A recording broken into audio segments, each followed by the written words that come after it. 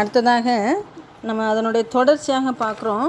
கணக்கியலின் அடிப்படை சொற்கள் அல்லது கலை சொற்கள்ங்கிறதுல பார்த்துட்டு இருந்தோம் இல்லையாம்மா. அதை தொடர்ந்து விற்பனைங்கிறது எல்லாருக்குமே தெரிஞ்சிருக்கும், கேள்விப்பட்டிருப்போம் இல்லையா. கடையில் உள்ளவங்க நமக்கு சரக்கனை விற்பனை செய்கிறாங்க. அப்போ இதுலேருந்து என்ன தெரியுது? தாங்க வாங்கிட்டு வந்த பொருட்களை மீண்டும் விற்பனை செய்கிறாங்க. கொள்முதல் செய்யப்பட்ட பொருட்கள் மீண்டும் விற்பனை செய்யப்படும் பொழுது அது விற்பனை என அழைக்கப்படுகிறது. அதாவது சரக்குகளை விற்பது விற்பனை. ஓகே. நெக்ஸ்ட்டு விற்பனை திருப்பம் அல்லது உள்திருப்பம் அல்லது விற்பனை திருப்பம் ரெண்டு இருக்காங்க. கொள்முதலுக்கு என்ன சொல்லியிருந்தோம் ஞாபகம் இருக்கா? கொள்முதல் திருப்பம் அல்லது வெளி திருப்பம். விற்பனை திருப்பம் அல்லது உள்திருப்பம் என அழைக்கப்படுகிறது. ஒன் வேர்டுக்கு வரும்டா. இப்போ பாரு, இந்த விற்பனை திருப்பம் என்பது சரக்கினை விற்பனை செய்யக்கூடிய ஒரு வியாபாரி இல்லையா. இப்போ நீ கடை வச்சுருக்கோம், நம்ம கடை வச்சுருக்கோம், நம்ம கடையில் உள்ள பொருட்களை விற்றுருக்குறோம். நம்ம விற்ற பொருட்கள் நல்ல பொருள் இல்லைன்னு சொல்லிட்டு நம்மகிட்ட திருப்பி தர்றாங்க. இது நமக்கு விற்பனை திருப்பம். எனவே விற்பனை செய்த சரக்குகளை வாடிக்கையாளர் திரும்ப பெறப்படும் பொழுது வாடிக்கையாளர் நம்மகிட்ட ரிட்டர்ன் பண்ணிடுறாங்க. இதுதான் விற்பனை திருப்பம் என அழைக்கப்படுது. விற்ற பொருட்களில் சேதமடைந்திருப்பின் அல்லது குறைபாடு இருப்பின் அல்லது தரக்குறைவுகள் இருக்கும் பொழுது அந்த வாடிக்கையாளர் மீண்டும் நம்மளிடமே திருப்பி தருவாங்க இல்லையா. இதை தான் நம்ம என்ன சொல்கிறோம்? விற்பனை திருப்பம் அல்லது உள் திருப்பம் என அழைக்கிறாங்க. ஏன் உள் திருப்பம்? விற்ற பொருள் மீண்டும் நம்ம கைவசம் உள்ளே வர்றது. ஓகே. தென் சரக்கிருப்பு. இந்த சரக்கிருப்பு என்பது ரெண்டு வித சரக்கிருப்புகளை சொல்லலாம். தொடக்க சரக்கிருப்பு, இறுதி சரக்கிருப்பு. தொடக்க சரக்கிருப்பு, இறுதி சரக்கிருப்பு. இந்த தொடக்க சரக்கிருப்பு என்பது ஒரு வியாபாரம் தொடங்கும் பொழுது நம்ம கைவசம் உள்ள அத்தனை பொருட்கள் தான் சரக்குன்னு சொல்லியிருக்கிறேன், புரியுதா? நம்ம கைவசம் உள்ள அத்தனை சரக்குகளும் தொடக்க சரக்கிருப்பு. தொழில் தொடங்குவதற்காக வாங்கப்பட்டுள்ள கடையில் வச்சுருக்கிற அத்தனை சரக்குகளும் தொடக்க சரக்கிருப்பு. இப்போ இதை விற்றுட்டே இருக்கிறோம், வியாபாரம் பண்ணிகிட்டே இருக்கிறோம். கடைசியில் மாத கடைசியில் விற்பனை செய்யாமல் ஸ்டாக் இருக்கும் இல்லை, மீதி உள்ள கையிருப்புள்ள சரக்குகள். இந்த கையிருப்புள்ள சரக்குகள் இறுதி சரக்கிருப்புகள் என அழைக்கப்படுகின்றன. வணிக நிறுவனத்தில் குறிப்பிட்ட நாட்களில் விற்பனை செய்யப்படாமல் கணக்கெடுக்கும் பொழுது மீதமுள்ள சரக்குகள் என்ன சொல்றோன்னா சரக்கிருப்பு என அழைக்கப்படுகிறது. இதுதான் இறுதி சரக்கிருப்பு எனவும் அழைக்கலாம். அடுத்து வருமானம் என்றால் என்ன சொல்லுவோம்? வருமானம் அப்படின்னு சொல்லும்போது நமக்கு பெற வேண்டிய இனங்கள் அனைத்தும் வருமானங்கள்னு சொல்லலாம் இல்லையா. ஒன்று சரக்குகளை விற்பனை செய்யனால நம்ம பணம் பெறுறோமா, இது உனக்கு என்னது? வருமானம். இப்போ நீ பேங்க்கில் டெபாசிட் பண்ணியிருக்கா, உனக்கு வட்டி கிடைக்கி, உனக்கு வருமானம். ஏதேனும் கம்பெனியில் பங்குனராக இருப்பா, ஷேர் ஹோல்டர், இந்த ஷேர் ஹோல்டருக்கு பங்காதாயம் கிடைக்கும், இது உனக்கு வருமானம். அடுத்து நீ நிறையா சேல்ஸ் பண்ணியிருக்கா, உனக்கு கமிஷன் கிடைக்கி, அதாவது கழிவும் தமிழ் வேர்டு கழிவு அக்கௌண்டன்சி வேர்டு. இந்த கமிஷன் உனக்கு ஒரு வருமானம். அடுத்தால வாடகை பெற்றது, வட்டி பெற்றது, பங்காதாயம் பெற்றது, நம்ம என்னென்னலாம் நம்ம வருமானங்களாக திரும்ப பெறுறோம் அப்படிங்கிறத தெரிஞ்சிருக்கணும் இல்லையா. சம்பளம் பெற்றது, இவை அனைத்தும் நம்மளுடைய வருமானங்கள் என அழைக்கப்படுகின்றன. அடுத்து செலவு, நம்ம செய்யக்கூடிய செலவினங்கள் இல்லையா. இப்போ ஒரு சரக்குகளை நம்ம உற்பத்தி செய்வதற்காக என்ன செய்வோம்? கொள்முதல் செலவுகளை செய்வோம். அதை விற்பனை செய்வதற்காக விற்பனை செலவுகள் செய்வோம் இல்லையா. இப்போ ஆலை வாடகை, எரிபொருள், மின்திறன், ஒளியாக்கம், இன்னும் சொல்லப்படணும்னு சொன்னால் வேலையாட்களுக்கான கூலி, ஏற்றுக்கூலி, இறக்குக்கூலி, லாரியில் ஏற்றி இறக்குவோம் இல்லையா. இது போக நமக்கு என்ன சொன்னால் மின்சார கட்டணங்கள், இப்படி பல்வேறு விதமான செலவுகள் நாம் செய்யக்கூடிய செலவுகளை குறிக்கும். விற்பனை செலவாக இருக்கலாம் அல்லது அது கொள்முதல் செலவுகளாக இருக்கலாம். அடுத்ததாக கடன் தீர்க்கும் திறன் என்பது நம்ம யார்ட்டாலும் கடன் வாங்கியிருப்போம் இல்லை, தொழில் தொடங்குறதுக்காண்டி பேங்க்லேருந்து வாங்கியிருக்கலாம் அல்லது நமக்கு தெரிந்த நண்பர்கிட்ட இருந்து வாங்கியிருக்கலாம். இதை நம்ம திருப்பி செலுத்தக்கூடிய திறன். லாபத்தில் கொஞ்சம் கொஞ்சமாக கொடுக்கலாம் அல்லது மொத்தமாக ஒரு பகுதியை எடுத்து வச்சுட்டு நம்ம திருப்பி செலுத்தலாம். இது கடன் தீர்க்கும் திறன் என அழைக்கப்படுகிறது. அடுத்ததாக நொடிப்பு நிலை. நல்லா தெரிஞ்சுக்கமா, அந்த வேர்டு கேள்விப்பட்டிருக்க மாட்டேன், நொடிப்பு நிலை. இப்போ இந்த நொடிப்பு நிலையை எப்படி சொல்லுவோம் அப்படின்னு சொல்லும்போது பாரு, உனக்கு நம்ம கடை வச்சுருக்கோம், கடை தொடர்ந்து லாஸ் ஆகிட்டே இருக்குது. அப்போ லாஸ் ஆகிட்டே இருக்கும்போது நம்ம பொருட்கள்லாம் விற்போம், ஒன்றா விற்கிறோம். திருப்ப நம்மளால் அதை என்ன செய்ய முடியாதுன்னா, நம்ம வாங்கின நபர்களுக்கெலாம் சப்போஸ் பேங்க்கில் லோன் வாங்கி கடன் தொழில் தொடங்கியிருப்போம், அந்த லோனெல்லாம் திருப்பி செலுத்த இயலாத ஒரு நிலை தான் நொடிப்பு நிலை. கம்ப்ளீட்டாக திவால் ஆகிடுறோம், கம்ப்ளீட்டாக நஷ்டமாயிடுறோம், நம்மளால் எந்த பணமும் பேர் பண்ண முடியாது, செலுத்த இயலாத நிலை தான் நொடிப்பு நிலை.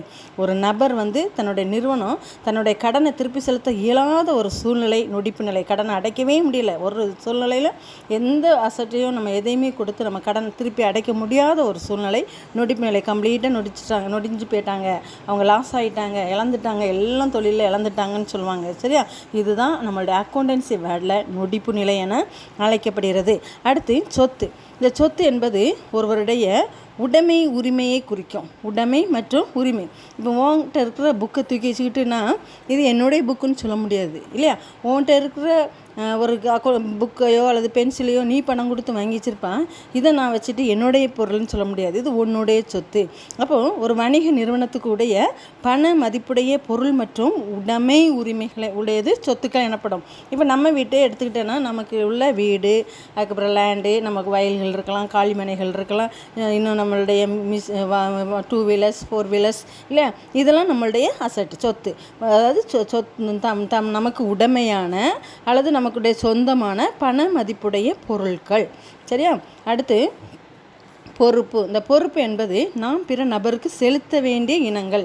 பேங்கில் கடன் வாங்கியிருக்கலாம், பக்கத்து வீட்டில் கடன் வாங்கியிருக்கலாம், நம்ம நண்பர்கிட்ட கடன் வாங்கியிருக்கலாம். இதுதான் பொறுப்பு. நாம் வணிக நிறுவனம் பிற நபருக்கு செலுத்த வேண்டிய இனங்கள், செலுத்த வேண்டியவை பொறுப்பு என அழைக்கப்படுகிறது.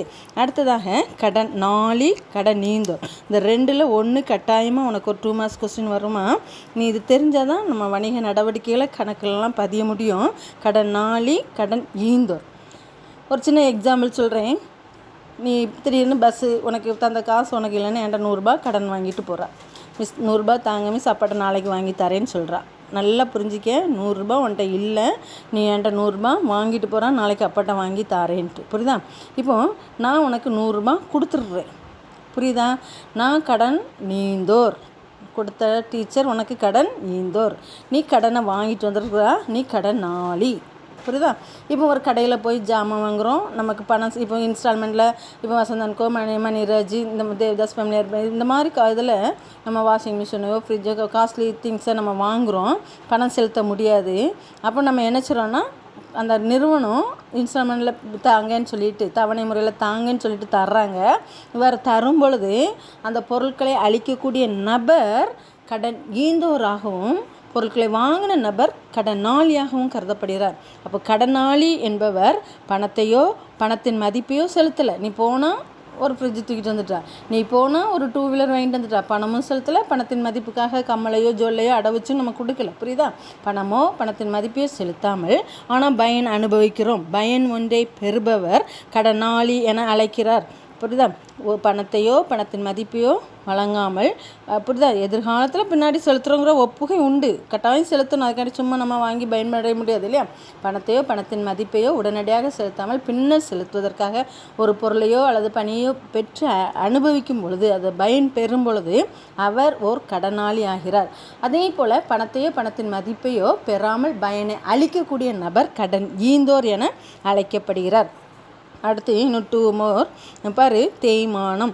இந்த தேய்மானம் என்றால் என்னென்னா, பாருமா, நம்ம நீ நல்ல ஒரு டிராப்ஸ் போட்டிருக்க, இந்த டிராப்ஸ் நீ வாங்கும் பொழுது என்ன செய்வேன்னா 4 கிராமுக்கு வாங்கியிருக்கிறா, அரை பவுனுக்கு வாங்கியிருக்கிறா.